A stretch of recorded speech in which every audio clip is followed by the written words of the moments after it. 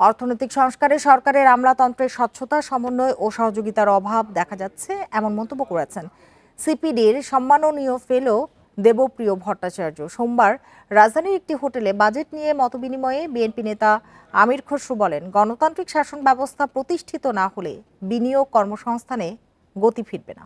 এ নিয়ে আলোচনা করতে আমাদের সঙ্গে যোগ দিয়েছেন ঢাকা বিশ্ববিদ্যালয়ের উন্নয়ন অধ্যয়ন বিভাগের অধ্যাপক জনাব আসিফ মোহাম্মদ শাহান। এই ঈদে জামা জুতো অ্যাক্সেসরিজের ডিসকাউন্ট। জনাব আসিফ মোহাম্মদ শাহান, আপনাকে স্বাগত জানাচ্ছি ইন্ডিপেন্ডেন্ট টেলিভিশনে। যেটি শুরুতেই আপনার কাছে প্রশ্ন, যে গণতান্ত্রিক শাসন ব্যবস্থা না ফিরলে বিনিয়োগ, কর্মসংস্থানে গতি ফিরবে না বলে মন্তব্য করেছেন আজকে বক্তারা। এ বিষয়ে আপনার অভিমত জানতে চাই। না, ধন্যবাদ।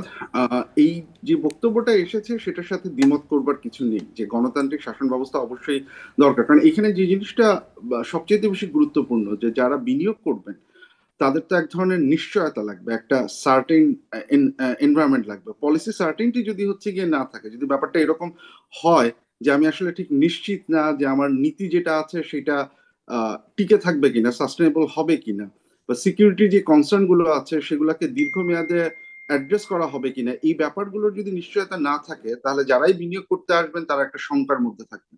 সেই জায়গা থেকে এটা গুরুত্বপূর্ণ।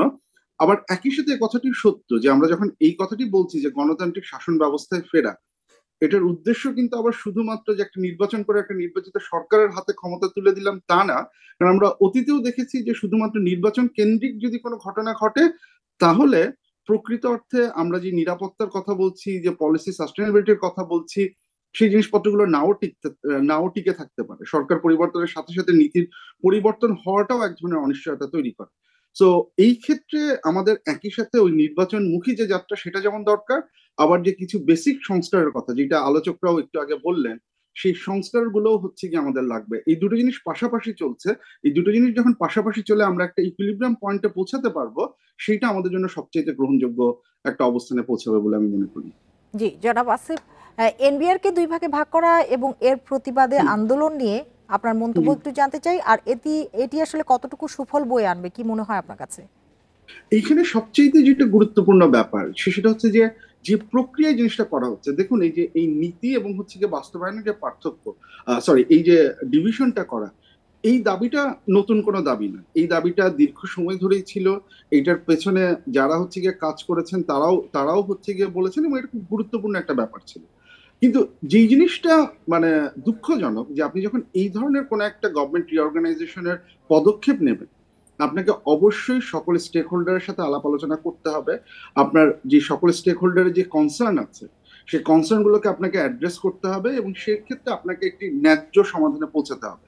এবং যে জিনিসটা গুরুত্বপূর্ণ, আমরা এনবিআর এর ক্ষেত্রে আমরা যেটা দেখলাম, যে এনবিআর এ যারা আছেন বা ট্যাক্স ক্যাডারে যারা আছেন, তারা যে জিনিসটি বলছেন যে এখানে তাদের কনসার্ন গুলোকে অ্যাড্রেস করা হয়নি, এখানে তাদের সাথে আলাপ আলোচনা করা হয়নি।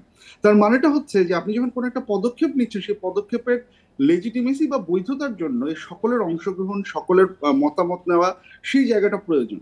আপনি যদি সেই বেসিক গণতন্ত্রের যে মানে শর্তটা, যে সবার মতামত নেওয়া, সেটা যদি আপনি ফুলফিল না করেন, তাহলে আপনার উদ্দেশ্য যত ভালোই হোক না কেন, আপনি যদি প্রসেসটা স্বচ্ছ না হয়, প্রসেসটা গণতান্ত্রিক না হয়, তাহলে আপনার উদ্দেশ্যটা অনেক সময়ই কাজ করবে না। কারণ যে পরিমাণ রেজিস্ট্যান্স আসবে, বাধা আসবে, সেই বাধাটা আপনি সামলাতে পারবেন না। এইখানেই ভুলটা হয়েছে। আপনি খুব ভালো একটা পদক্ষেপ নিচ্ছেন, কিন্তু যে প্রক্রিয়ায় আপনি নিচ্ছেন সেই প্রক্রিয়ায় আপনি সবার অংশগ্রহণ নিশ্চিত করতে পারেননি। যার ফলে ওই যে বাধা আসার যে কথাটা বলছি, সেটা যে আপনি শেষ পর্যন্ত উদ্ধার করতে, সেটা যে আপনি অ্যাড্রেস করতে পারবেন, তা সেটার কোনো ধরনের নিশ্চয়তা আমি দেখতে পাচ্ছি না। এইটা হয়ে যাচ্ছে সবচেয়ে বড় আরেকটি সমস্যা। বিষয় একটু জানতে চাই আপনার কাছে, যে বর্তমান সরকার কি মানবিক করিডোর, চট্টগ্রাম বন্দরের বিষয়ে খুবই স্পর্শকাতর সিদ্ধান্ত নিতে পারে কি? আমার মতে না। আমার মতে না, এই কারণে আমি বলছি যে এই সরকারের যে দুটো ম্যান্ডেট আমি দেখি, সংস্কার করা, এইটার ম্যান্ডেটটা। এবং দেখেন, সংস্কারের কথাও যখন আমরা বলছি, সরকারের আপনি যদি দেখেন, সরকার কিন্তু তার নিজের ইচ্ছে মতো সবকিছু চাপিয়ে দিচ্ছে না। সে বিভিন্ন রাজনৈতিক দলগুলোর সাথে আলাপ আলোচনা করছে, একটা কনসেনসাসে পৌঁছানোর চেষ্টা করছে যে এই সংস্কারগুলো হচ্ছে কি আমাদের দরকার। এখন এই মানবিক করিডোরের মতো একটা ব্যাপার, যেটার একটা দীর্ঘমেয়াদী ফল থাকতে পারে, যেটার কনসিকুয়েন্স এই সরকার হয়তো নাও ফেস করতে পারে, যেটার কনসিকুয়েন্স ফেস করবে পরবর্তী সরকার।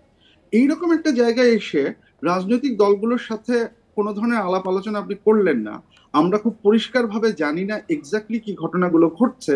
আমরা সরকার থেকে এক একবার এক এক ধরনের কথাবার্তা শুনছি এবং আমরা ঠিক এখনো নিশ্চিত নই যে আমাদের সামরিক বাহিনীর সাথে ঠিকঠাক মতো আলাপ আলোচনা হয়েছে কিনা, তাদের কনসার্ন গুলোকেও গোচরে নেওয়া হয়েছে কিনা, এই ধরনের কোনো কিছুই আমরা জানি না। এই ধরনের কোনো একটা ডিসিশন আপনি যখন নিচ্ছেন, আপনি সংস্কারের মতো বিশাল একটা ডিসিশন আপনি যে প্রক্রিয়া নিচ্ছেন সেটা সাধুবাদ পাওয়ার যোগ্য। সেই একই প্রক্রিয়া তো এইখানেও আসতে হবে, যে প্রক্রিয়া হচ্ছে কি আপনি এই কাজটা করছেন। রাজনৈতিক দলগুলো যদি এই প্রক্রিয়া সম্পর্কে তারা যদি স্বাচ্ছন্দ্য বোধ না করে, তারা যদি প্রশ্ন তোলে, তাহলে আপনার ম্যান্ডেট তো এসেছে হচ্ছে কি ওই রাজনৈতিক দলগুলোর কাছ থেকে। জনগণের যে ম্যান্ডেট, সেই জনগণের ম্যান্ডেটের প্রক্সি হিসেবে তো রাজনৈতিক দলগুলোর ঐকমত্যের ভিত্তিতে আপনি এসেছেন।